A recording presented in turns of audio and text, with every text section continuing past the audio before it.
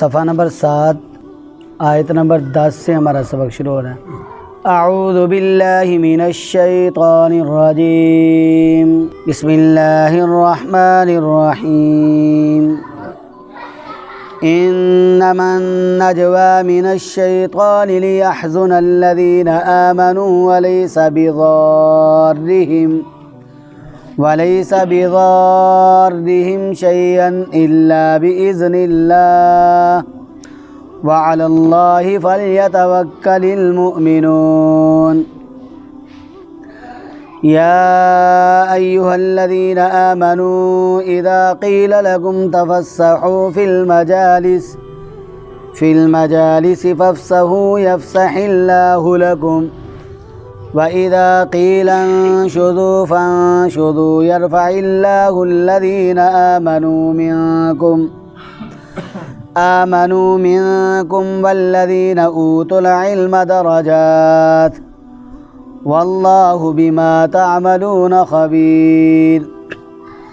يَا أَيُّهَا الَّذِينَ آمَنُوا إِذَا نَاجَيْتُمُ الرَّسُولَ فَقَدِّمُوا بين يدي نجواكم صدقة ذلك خير لكم وأطهر فإن لم تجدوا فإن الله غفور رحيم۔ صدق اللہ العظیم۔ کل جو سبق ہم نے پڑھا تھا اس سبق میں اللہ تبارک و تعالی نے یہود و منافقین کو مجالس میں بیٹھ کر سرگوشیاں کرنے سے منع فرمایا، اور اللہ تبارک و تعالی نے نیکی کی اور تقوی کی سرگوشی کرنے کی اجازت بھی دی۔ اللہ تبارک و تعالی نے ارشاد فرمایا کہ تم ایسی سرگوشی نہ کرو جس میں گناہ ہو اور زیادتی ہو اور رسول اللہ صلی اللہ علیہ وآلہ وسلم کی نافرمانی ہو۔ ہاں، ایسی سرگوشی جس سے کسی دوسرے کا نقصان ہوتا ہو، اللہ تبارک و تعالی نے ایسی سرگوشیاں کرنے سے بھی منع فرمایا۔ آج جو سبق ہم پڑھ رہے ہیں اس سبق میں اللہ تبارک و تعالی نے یہ ارشاد فرمایا کہ ایسی سرگوشیاں جو کسی کے نقصان کا باعث بنتی ہیں، جو کسی کو پریشان کرتی ہیں، یہ شیطان کی جانب سے ہوتی ہیں۔ اللہ نے ارشاد فرمایا انما النجوى، انما پختہ بات ہے، بے شک، النجوى سرگوشی، من الشیطانی شیطان کی جانب سے ہے۔ النجوى کے شروع میں الف لام عہد کا ہے، اور اس سے مراد ایسی سرگوشی بنتی ہے جس میں گناہ بھی ہو، جس میں زیادتی بھی ہو، اور جس میں رسول اللہ صلی اللہ علیہ وآلہ وسلم کی نافرمانی بھی ہو۔ اور فرمایا ایسی سرگوشیوں کے لیے شیطان انسان کو اکساتا ہے، شیطان انسان کو ابھارتا ہے، اور وہ کس لیے یہ کام کرتا ہے، کس لیے ابھارتا ہے؟ اللہ تبارک و تعالی ارشاد فرماتے ہیں لیحزن الذین، لیحزن تاکہ وہ پریشان کرے، الذین ان لوگوں کو، آمنوا جو ایمان والے، تاکہ ایمان والوں کو شیطان پریشان کرے۔ اللہ فرماتے ہیں ولیسا، اور نہیں ہے، بضارہم نقصان پہنچانے والا ان کو، شیئن کچھ بھی، الا مگر، باذن اللہ اللہ کے حکم سے۔ شیطان کتنی کوشش کیوں نہ کر لے، مسلمانوں کے خلاف، ایمان والوں کے خلاف کتنی ہی صورتیں کیوں نہ اختیار کر لے، وہ ایمان والوں کو نقصان نہیں پہنچا سکتا جب تک اللہ تبارک و تعالیٰ کا حکم نہ ہو۔ دیکھیں، سبب چاہے اچھا ہو یا برا ہو، اس میں تاثیر کون ڈالتا ہے؟ اللہ تبارک و تعالیٰ۔ اب اللہ تبارک و تعالیٰ اسباب میں تاثیر ڈالنے والے ہیں، شیطان کچھ بھی نہیں کر سکتا۔ اور شیطان جو سرگوشیاں انسان سے کرواتا ہے یا وہ خود کرتا ہے، ان کا نقصان جو ہے وہ انسان کو اس وقت تک نہیں پہنچ سکتا جب تک اللہ تبارک و تعالیٰ کو منظور نہ ہو۔ جب اللہ کو منظور ہوگا پھر ہی انسان کو نقصان پہنچ سکتا ہے، ویسے انسان کو نقصان نہیں پہنچ سکتا۔ شیطان کی چاہت اور اس کے ارادے سے کسی کو کوئی نقصان نہیں پہنچ سکتا۔ اللہ تبارک و تعالیٰ نے ارشاد فرمایا وَعَلَى اللَّهِ، اور اللہ تعالیٰ پر فَلْيَتَوَكَّلْ، پس چاہیے کہ توکل رکھیں المؤمنون، ایمان والے۔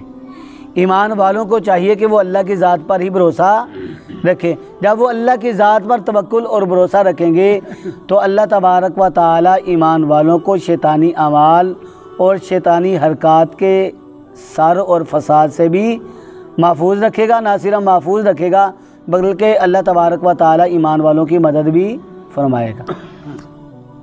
اس سے آگے اللہ تبارک و تعالیٰ نے مجلس میں بیٹھنے والوں کے حقوق کو بیان فرمایا ہے۔ اللہ نے ارشاد فرمایا یا ایھا الذین آمنوا، اے ایمان والو، اذا قیل، جب کہا جائے لکم، تم کو، تفسحوا، کشادگی کرو، فی المجالس، مجالس میں۔ کیا مطلب؟ اللہ تبارک و تعالیٰ یہاں سے اس بات کا حکم ارشاد فرما رہے ہیں کہ جب تم کسی مجلس میں بیٹھتے ہو تو اس انداز سے مجلس میں بیٹھو کہ بعد میں آنے والا شخص جو ہے اس کے لیے بھی مجلس میں جگہ بچ جائے اور وہ بھی آسانی سے مجلس میں بیٹھ جائے۔ تم اس انداز سے مجلس کے اندر نہ بیٹھو کہ بعد میں آنے والا جو شخص ہے وہ مجلس میں بیٹھنے سے محروم ہو جائے۔ یہ تو عام مجلس کے بارے میں حکم ہے۔ بالخصوص حضور نبی اکرم صلی اللہ علیہ وآلہ وسلم کی جو مجالس ہوتی تھی ان کے بارے میں اللہ تبارک و تعالیٰ نے ارشاد فرمایا کہ تم ان باتوں کا، ان احکامات کا بالخصوص آقا علیہ الصلوۃ والسلام کی مجلس میں ضرور خیال کرو۔ حضور نبی اکرم صلی اللہ علیہ وآلہ وسلم کی مجالس ہوتی تو آپ صلی اللہ علیہ وآلہ وسلم کے چاہنے والے آپ صلی اللہ علیہ وآلہ وسلم کے ارد گرد اس انداز سے بیٹھ جاتے کہ بعد میں آنے والے لوگوں کے لیے جگہ نہ بچتی تھی۔ یہاں تک کہ ایک مرتبہ حضور نبی اکرم صلی اللہ علیہ وآلہ وسلم مجلس میں تشریف فرما ہیں اور صحابہ کرام رضوان اللہ تعالیٰ عنہم اجمعین آپ کے آس پاس بیٹھے ہیں، تو بعض بزرگ صحابہ میں سے جو بعد میں آنے والے لوگ تھے، بزرگ تھے، شرکائے بدر میں سے تھے، وہ آئے تو ان کو بیٹھنے کی جگہ نہ ملی، وہ مجلس میں کھڑے ہی رہے۔ اب دوسرے عام بندے تو بیٹھے ہوئے ہیں لیکن وہ جو بزرگ صاحب ہیں ان کو بیٹھنے کے لیے جگہ نہ ملی، وہ کھڑے ہیں۔ تو اللہ تبارک و تعالیٰ کو ان لوگوں کی یہ بات پسند نہ آئی۔ اللہ تبارک و تعالیٰ نے قرآن پاک میں مجلس میں بیٹھنے کا حکم نازل فرما دیا، بیٹھنے والوں کے حقوق بیان فرما دیے کہ ان کو کیسے بیٹھنا چاہیے۔ یہی بات اللہ نے یہاں ارشاد فرمائی ہے کہ اے ایمان والو، اذا قیل لکم، جب کہا جائے لکم، تم سے، تفسحوا، کشادگی کرو، فی المجالس، مجالس میں، فافسحوا، پس تم کشادگی کرو، یفسح اللہ لکم، یفسح اللہ لکم، یفسح کشادہ کرے گا اللہ تعالیٰ لکم، تمہارے لیے، اللہ تعالیٰ تمہارے اندر وسعت پیدا کرے گا۔ کیا مطلب؟ یہاں یفسح اللہ لکم، اللہ تعالیٰ تمہیں کشادہ کرے گا یا اللہ تعالیٰ تمہیں وسعت دے گا۔ مفسرین کرام رحمۃ اللہ علیہ اس کی چند صورتیں یہاں پر بیان کرتے ہیں، 4 صورتیں بیان فرمایا کہ یفسح اللہ لکم، اللہ تبارک و تعالیٰ تمہیں وسعت دے گا۔ اس سے مراد کیا ہے؟ فرمایا جب تم مجالس میں بیٹھنے والے لوگوں کے لیے کشادگی کرو گے، ان کے لیے جگہ رکھو گے تو اللہ تبارک و تعالیٰ تمہارے دلوں کے اندر وسعت پیدا فرمائے گا، اور ایسی وسعت پیدا فرمائے گا جس سے تم ایک دوسرے کی قدر اور ایک دوسرے کی محبت کو جان جاؤ گے، اور اللہ تعالیٰ تمہارے لیے ایک دوسرے کی باتوں کو برداشت کرنے کے لیے آسانی پیدا فرما دیں گے۔ اللہ تبارک و تعالیٰ برداشت کا مادہ تمہیں عطا فرما دیں گے۔ دوسری صورت مفسرین کرام رحمۃ اللہ علیہ یہ بیان کرتے ہیں یفسح اللہ لکم، کہ جب تم بعد میں آنے والے لوگوں کے لیے جگہ چھوڑو گے، مجالس کو کشادہ کرو گے تو اللہ تبارک و تعالیٰ تمہارے رزق میں وسعت پیدا فرمائیں گے۔ اور تیسری صورت یہ بیان کرتے ہیں کہ جب تم اللہ تبارک و تعالیٰ کے اس حکم کو پورا کرو گے تو اللہ تبارک و تعالیٰ اپنی رحمتوں کے دروازے کھول کر تمہارے لیے وسعت پیدا فرمائیں گے۔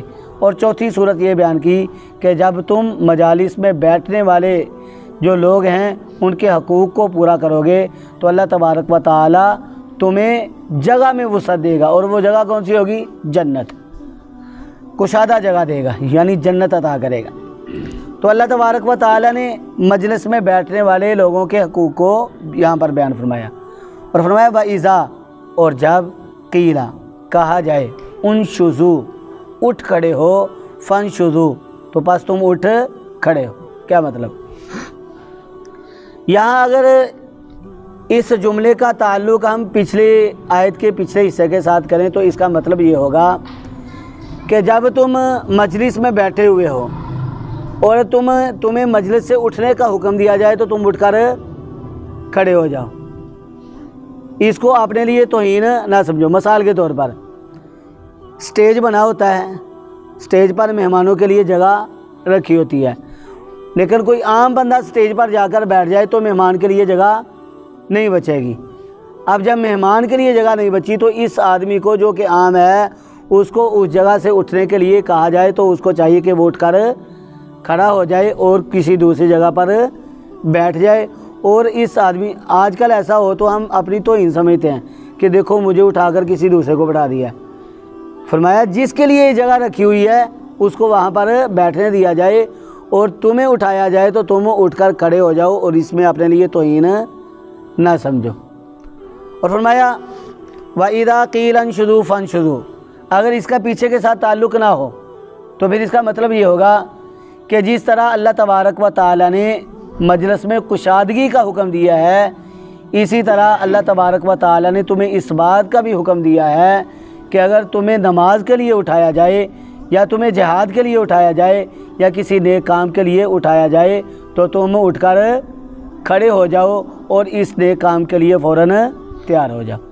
اس کا مطلب یہ بھی بنتا ہے کہ جب تک مجلس جو ہے وہ لگی رہتی ہے اس وقت تک بیٹھے رہو، جب مجلس برخاست ہو جائے تو پھر تم وہاں سے جلدی اٹھ جاؤ اور اپنے کام کاج میں لگ جاؤ۔ تو اللہ تبارک و تعالیٰ نے ارشاد فرمایا یرفع بلند کرے گا اللہ تبارک و تعالیٰ الذین ان لوگوں کو آمنو جو ایمان لائے منکم تم میں سے، یعنی ان کے درجات کو بلند کرے گا۔ یہاں پر اللہ تبارک و تعالیٰ نے فرمایا کہ آمنو۔ دیکھیں آپ صلی اللہ علیہ وآلہ وسلم کی مجالس میں تو یہودی بھی بیٹھتے تھے، ایمان والے بھی بیٹھتے تھے، یہاں پر اللہ تبارک و تعالیٰ نے منافقین بھی بیٹھتے تھے، تو یہاں پر اللہ تبارک و تعالیٰ نے ایمان والوں کے بارے میں یہ ارشاد فرمایا ہے کہ اللہ تبارک و تعالیٰ تم میں سے ایمان والوں کے درجات کو بلند کرے گا، یہودیوں اور منافقین کا تذکرہ نہیں فرمایا۔ فرمایا والذین، اور ان لوگوں کو اوتوا العلم جو دیے گئے علم، درجات مرتبے، اللہ تبارک و تعالیٰ ایمان والوں کے مرتبوں کو بلند کرے گا اور ان لوگوں کو جو علم والے ہیں جن کو علم دیا گیا ہے۔ دیکھیں اہل علم کا اللہ کے ہاں بڑا مقام ہے، بڑا مرتبہ ہے، دنیا میں ان کے لیے نیک نیتی ہے اور آخرت میں اللہ تبارک و تعالیٰ نے ان کے لیے بڑے بلند درجات رکھے ہیں۔ علماء کا، اہل علم کا اللہ تبارک و تعالیٰ کے ہاں بڑا مقام اور بڑی عزت اور بڑا مرتبہ ہے۔ اللہ نے ارشاد فرمایا واللہ، اور اللہ تبارک و تعالیٰ بما، ان تمام کاموں کی، تعملون جو تم کرتے ہو، خبیرن، خبر رکھنے والا ہے۔ اللہ تبارک و تعالیٰ تمہارے ہر عمل سے، تمہاری ہر حرکت سے باخبر ہیں، خبر رکھنے والے ہیں۔ قیامت کا دن ہوگا، اللہ تبارک و تعالیٰ تمہارے سامنے تمہارے ہر عمل کو پیش کر دے گا اور تم اس بات کا اقرار کرو گے پروردگار ہم نے یہ کیا تھا۔ اللہ تبارک و تعالیٰ اس سے آگے حضور نبی اکرم صلی اللہ علیہ وآلہ وسلم کی مجالس میں جو لوگ بیٹھتے تھے، سرگوشیاں کرتے تھے، کل ہم نے پڑھا تھا نا کہ یہود و منافقین کو اللہ تبارک و تعالیٰ نے منع فرما دیا، لیکن وہ اس کام سے باز نہیں آئے۔ منع کس لیے فرمایا تھا؟ تاکہ مسلمان پریشان ہونے سے بچ جائیں۔ حضور نبی اکرم صلی اللہ علیہ وآلہ وسلم کا یہ وقت ضائع کرتے تھے، تو اللہ تبارک و تعالیٰ نے اس بات سے منع فرما دیا کہ تم میں سے کوئی حضور نبی اکرم صلی اللہ علیہ وآلہ وسلم کے ساتھ خلوت اختیار نہ کرے اور نہ ہی ان کے پاس بیٹھ کر ان کے ساتھ سرگوشیاں کرے، یعنی یہود و منافقین کے بارے میں۔ ہاں ضرورت کے وقت جو ہے وہ سرگوشی کرنے کی اجازت دی گئی۔ اب اللہ تبارک و تعالیٰ نے تو ان کو منع فرمایا لیکن وہ منع نہ ہوئے، اس کا کوئی خاطر خواہ اضافہ نہ ہوا، جب اس کا اضافہ نہ ہوا تو اللہ تبارک و تعالیٰ نے یہ حکم نازل فرما کر اللہ تبارک و تعالیٰ نے ایک حکمت عملی کو اختیار کیا تاکہ یہ لوگ جو ہیں وہ آقا علیہ الصلوۃ والسلام کے پاس بیٹھ کر سرگوشیاں نہ کر سکیں۔ اللہ تبارک و تعالیٰ نے کیا حکمت عملی اختیار کی؟ یہ حکمت عملی اختیار کی کہ اللہ تبارک و تعالیٰ نے اس بات کا حکم دے دیا کہ تم میں سے جب کوئی اس بات کا ارادہ کرتا ہے کہ آپ صلی اللہ علیہ وآلہ وسلم کے پاس بیٹھ کر سرگوشی کرے تو اس کو چاہیے کہ سرگوشی کرنے سے پہلے کیا دے؟ صدقہ دے۔ اب صدقہ دینے کا ایک مقصد تو یہ تھا کہ غرباء کی خیر خواہی ہو جائے۔ اب یہ صدقہ واجب تھا، یہ صدقہ واجب تھا، بعد میں اس کا حکم جو ہے وہ منسوخ ہو گیا تھا، لیکن یہ نہیں، اس کی مقدار جو ہے وہ نہیں بتلائی گئی، جتنا کوئی وسعت کے مطابق دے سکے وہ دے۔ اب مسلمان ایمان والے تو ویسے ہی دیتے رہتے تھے، لیکن یہود و منافقین جو ہیں ان کے لیے صدقہ دینا جو ہے وہ بڑا ہی مشکل تھا۔ جب صدقے کا حکم نازل فرما کر اللہ نے ارشاد فرمایا کہ سرگوشی کرنے سے پہلے صدقہ دینا ہے تو یہود و منافقین جو ہیں وہ سرگوشیاں کرنے سے باز آ گئے۔ تو اللہ تبارک و تعالیٰ نے ارشاد فرمایا یا ایھا الذین، اے وہ لوگو آمنو جو ایمان لائے ہو، یعنی اے ایمان والو، اذا ناجیتم، جب تم سرگوشی کا ارادہ رکھتے ہو، الرسول، رسول اللہ صلی اللہ علیہ وآلہ وسلم سے، فقدموا، پس تم آگے بھیجو، بین یدی نجواکم، اپنی سرگوشی سے، اپنی سرگوشی سے پہلے، صدقتاً، صدقہ، یعنی سرگوشی کرنے سے پہلے تم کیا بھیجو؟ صدقہ۔ پہلے صدقہ دو، پھر حضور نبی اکرم صلی اللہ علیہ وآلہ وسلم کے ساتھ تمہیں سرگوشی کرنے کی اجازت ہے۔ تو فرمایا ذالک خیر لکم، یہ حکم خیر، بہتر ہے، لکم، تمہارے لیے، واطہر، اور زیادہ پاکیزہ ہے۔ اگر تم اللہ تبارک و تعالیٰ کے اس حکم کو مان لو گے تو غرباء کا بھلا بھی ہو جائے گا، اللہ اور اس کے رسول صلی اللہ علیہ وآلہ وسلم کے حکم کی اتباع بھی ہو جائے گی، اور منافقین جو ہے ان کو اس سے روک بھی دیا جائے گا، وہ سرگوشیوں سے بھی رک جائیں گے۔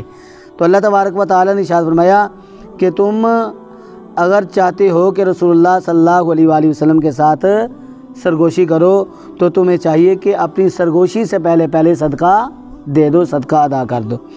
یہ عمل تمہارے لیے بہتر بھی ہے، واطہر، اور زیادہ پاکیزہ بھی ہے۔ اللہ تبارک و تعالیٰ اس عمل کی برکت سے تمہارے دلوں کو پاک اور صاف فرما دیں گے۔ میں فَإِن لَّمْ تَجِدُوا، پس اگر نہ پاؤ، کیا مطلب؟ پس اگر تم صدقہ نہ پاؤ، یعنی تمہیں ضرورت ہے آقا علیہ الصلوۃ والسلام کے پاس جا کر سرگوشی کرنے کی، کوئی مسئلہ پوچھنے کی، لیکن تمہارے پاس صدقہ ہے نہیں، تمہارے پاس صدقے کی ادائیگی کے لیے کچھ بھی نہیں ہے، تو اللہ تبارک و تعالیٰ نے ارشاد فرمایا پس اگر تم صدقہ نہ پاؤ تو تم ضرورت کے وقت آپ صلی اللہ علیہ وآلہ وسلم کے ساتھ بات چیت کر سکتے ہو۔ فَإِنَّ اللَّهَ، پس اگر تم نے ایسا کر دیا، فَإِنَّ اللَّهَ، پس بے شک اللہ تعالیٰ، غفور، بخشنے والا ہے، رحیم، رحم فرمانے والا ہے۔ یہ تو اللہ کا حکم تھا صدقہ ادا کرنے کا، لیکن اگر تمہارے پاس ہے ہی نہیں ہے، لیکن آقا علیہ الصلوۃ والسلام سے بات چیت کرنے کی یا مسئلہ پوچھنے کی ضرورت تمہیں درپیش ہے، تو تم بغیر صدقہ ادا کیے بھی حضور نبی اکرم صلی اللہ علیہ وآلہ وسلم سے بات چیت کر سکتے ہو۔ اگر تم نے ایسا کر دیا تو اللہ تبارک و تعالیٰ کی ذات بخشنے والی بھی ہے اور بڑی مہربان بھی ہے۔ اللہ تبارک و تعالیٰ سے دعا ہے اللہ رب العزت ہمیں صحیح معنوں میں اپنے کلام کی سمجھ عطا فرمائے۔ اللہ تبارک و تعالیٰ ہمیں اپنے کلام پر عمل پیرا ہونے والا بنائے اور اپنے کلام کے تمام حقوق کی ادائیگی کی توفیق عطا فرمائے۔ وآخر دعوانا ان الحمد للہ رب العالمین۔